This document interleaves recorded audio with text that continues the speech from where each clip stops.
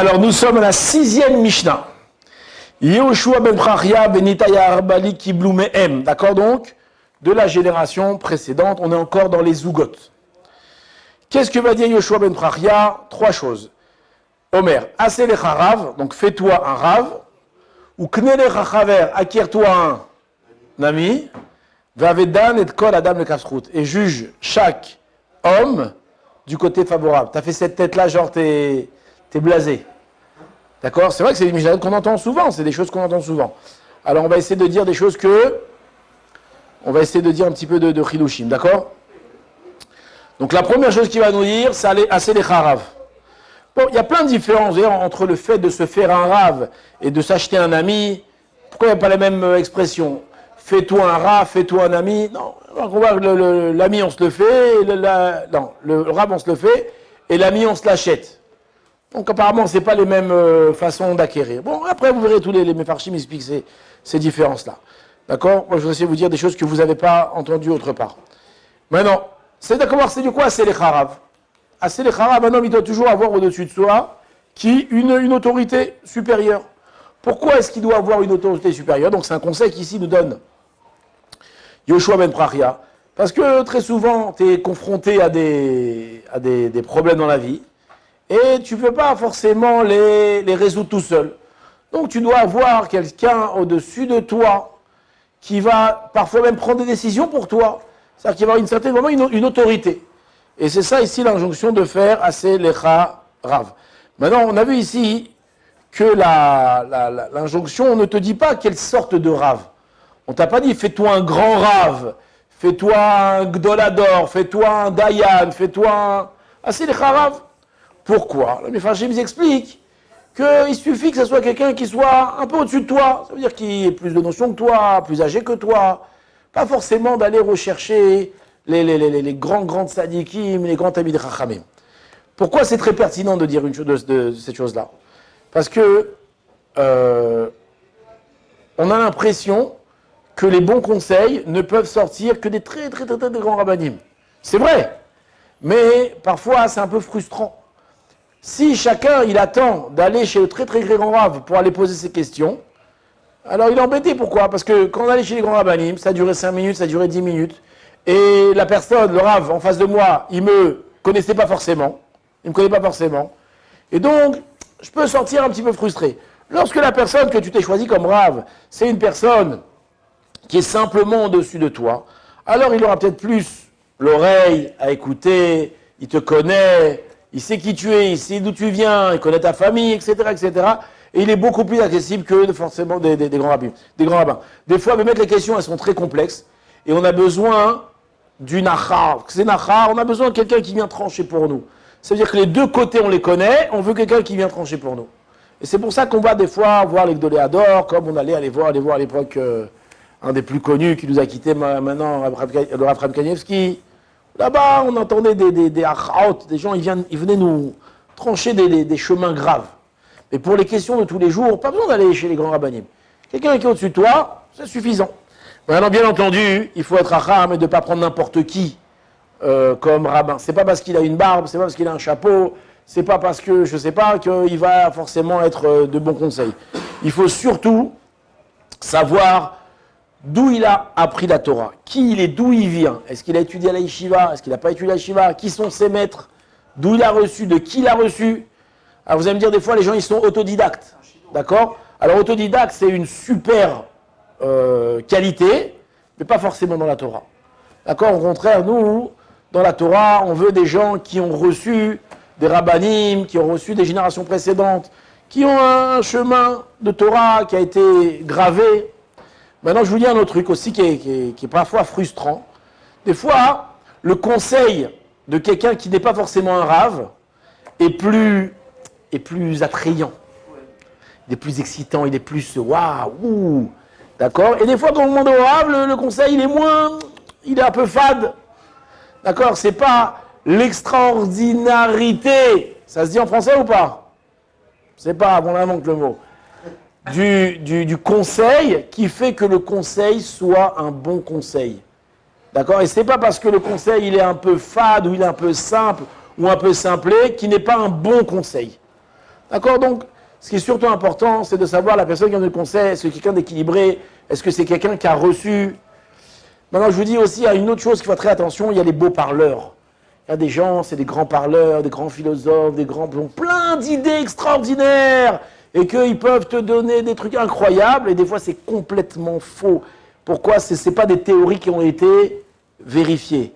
Quand tu vas voir un rave qui a été à la yeshiva, qui a reçu, qui a eu des maîtres, d'accord? Très souvent, ces théories-là, elles ont été vérifiées, elles ont été entendues, et il les a reçues. Donc on a sur quoi s'appuyer. D'accord? Et rappelez-vous, mon Roche Collet toujours, il disait, il faut aussi se méfier de certains rabbanim, les néo-philosophes rabbins. Il dit pourquoi? La phrase qu'il me disait toujours, il me disait, Rabbi Yaou, pas tout ce qui est d'ivrei Torah, c'est de la Torah. Méfiez-vous, pas tout ce qui est parole de Torah, c'est forcément de la Torah. Ça ressemble à la Torah, c'est beau comme la Torah, mais c'est pas de la Torah.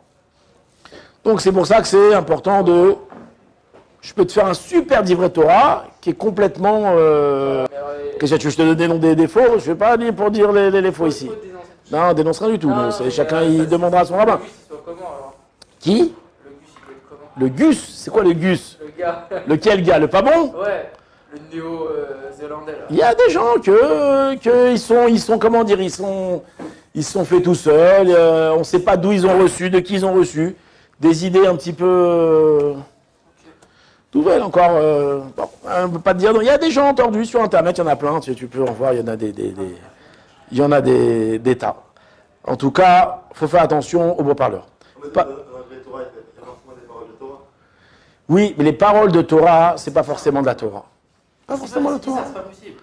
Si, bien sûr, c'est possible. Oui, ça va être, je sais pas compris. Comment il dit ça? Pourquoi c'est pas possible? Je te prends une idée de Torah, je te prends une deuxième idée de Torah, je te fais un mix, je te fais machin, je te raconte des trucs, et à la fin, je crois que j'ai sorti une super grande théorie, et en réalité, c'est complètement faux. Je t'amène une gamatria que le cochon s'est permis. Alors, le cochon s'est permis? Mais je t'ai vu une gamatria, mais non! C'est grossier quand même. Comme grossier, la même chose. La même chose, ça peut être aussi grossier, ça peut être aussi... Mais ça peut exister à fond la caisse.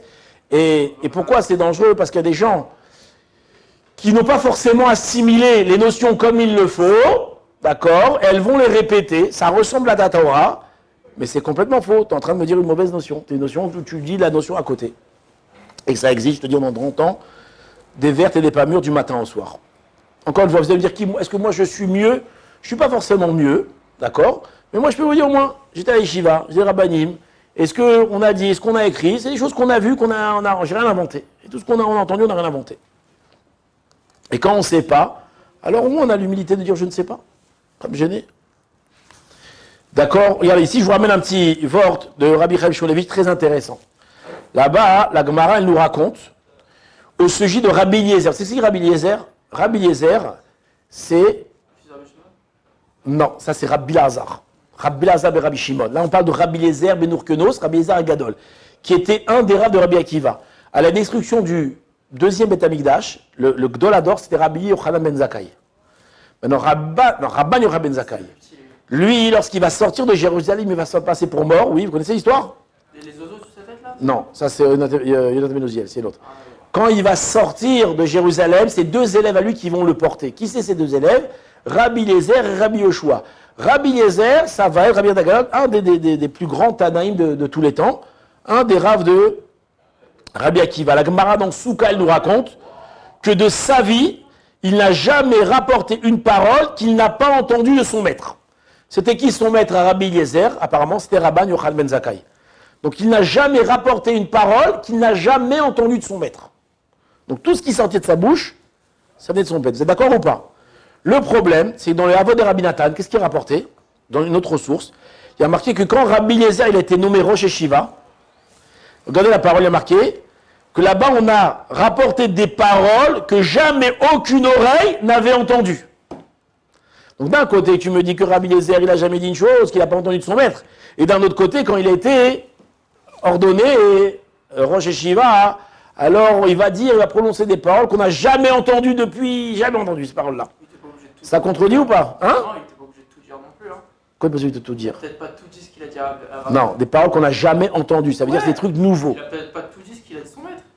Il a pas. Oui, Pour mais c'est pas des choses nouveaux. Pour qu'on imagine que Rabban Yochanan ben Zakkai il avait plein d'élèves. Apparemment, Rabbi Eliezer a des trucs nouveaux, des trucs qu'on n'avait jamais entendus.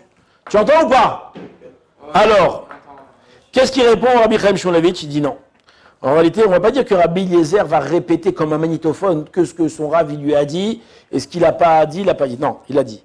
Il a dit, il n'a pas dit. Bon. C'est pas grave. Et là, Rabbi Eliezer, il avait tellement...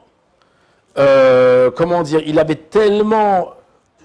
Non, la parole et l'enseignement de son maître avaient tellement avaient décalqué sur lui. Il connaissait tellement son maître, d'accord, que tout ce qu'il disait, c'est comme si son maître le disait. Et c'est pour ça qu'il a marqué qu'il n'a jamais dit une chose qu'il n'a pas entendue de son maître. Tout ce qu'il disait, c'était à lui son maître. C'est-à-dire que même si son maître ne l'avait pas dit, s'il avait été là, il aurait dit comme ça. Rappelez-vous, on a vu cette notion avec qui? Avec Yoshua. Pourquoi est-ce que Yoshua, lui, il a mérité d'être après Moshe Rabbeinu? Vous vous rappelez ou pas? On a dit qu'il y avait d'autres grands rabbinim à l'époque de Yoshua. Il y avait grands personnages. C'est que, ça c'est une des raisons, mais une autre raison, c'est que Yoshua, lui, c'était la copie parfaite de Moshe. Il ne répétait que la Torah de Moshe. Tout ce qu'il avait entendu, c'était de Moshe Rabbeinu. Et c'est ça qui va permettre justement la transmission, c'est qu'on va garder la même Torah. Et donc, qui disait des choses tout le temps, de toutes les générations, des gens qui trouvent des choses, qui... Pourquoi c'est pas de Torah? Ils avaient une Torah, mais le problème, c'était peut-être pas la Torah de Moshe. Ça pouvait être que de la Vodazara. Non, pourquoi Vodazara? Pourquoi Vodazara? C'est que Moshe qui a la Torah. Sans entrer... Oui, mais c'est pas Vodazara. C'est très violent comme moi, Vodazara. Des fois, c'est un petit peu une déformation, c'est une adaptation, c'est... Yoshua, lui, ce qu'il disait, c'était 100% ce que Moshe Rabbeinu disait. Maintenant, c'est la même chose. Rabbi Eliezer, lui, c'était 100% ce que son Rav, à lui, il avait rapporté. On raconte que le Rav Kahanman, qui était le Rosh Yeshiva de Ponyovitch, qu'il est très très très proche du Chafetz Chaim, que des fois il avait des problèmes, et il y a des rabbins qui l'entendaient parler, qu'est-ce qu'il disait, le Rav de Ponyovitch, qu'est-ce qu'il pensait? Il a dit, ouais, qu'est-ce que mon Rav, le Chafetz Chaim, il aurait dit ou il aurait fait dans un cas pareil? Lui, pour lui, sa référence, c'était le Chafetz Chaim. C'est-à-dire que ce que lui, il aurait fait, moi, j'aurais fait. D'accord, donc ça, c'est la première explication de « fais-toi un Rav ».